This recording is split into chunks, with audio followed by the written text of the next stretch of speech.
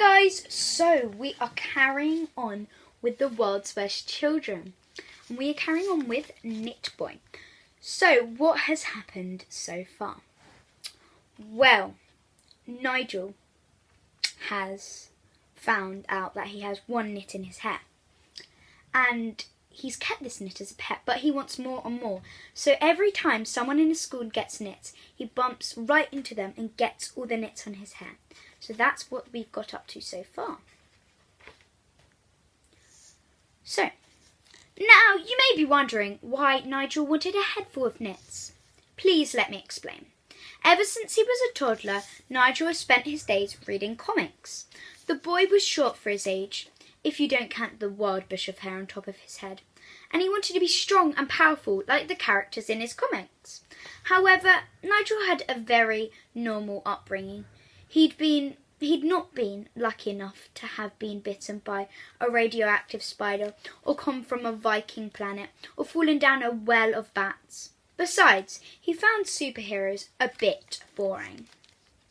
They were always doing good. The supervillains were so much more thrilling.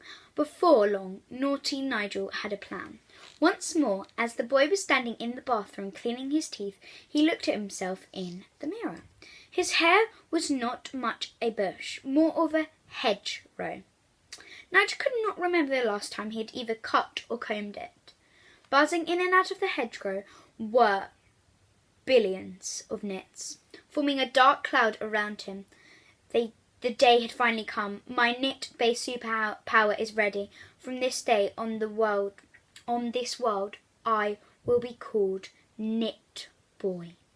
Best of all, the name hadn't already been taken. So now that Nigel had all his nits, he was about to get into costume. Fortunately, the boy's Auntie Pat was quite good at sewing and put together a supervillain costume for his nephew in no time.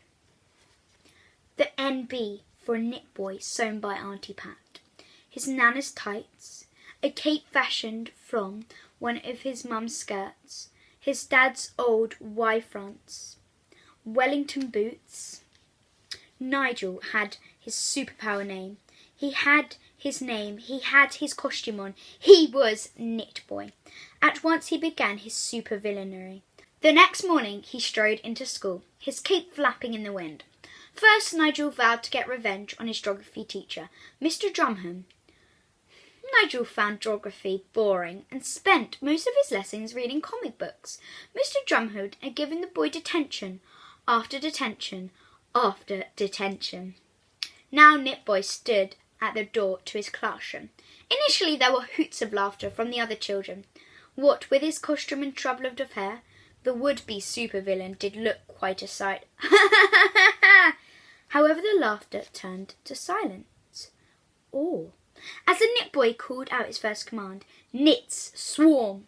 the billions of nits that were whirling round his head formed a black mass next to each other.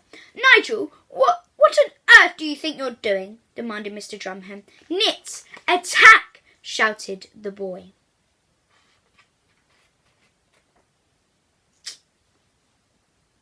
Oh, the nits are going to attack.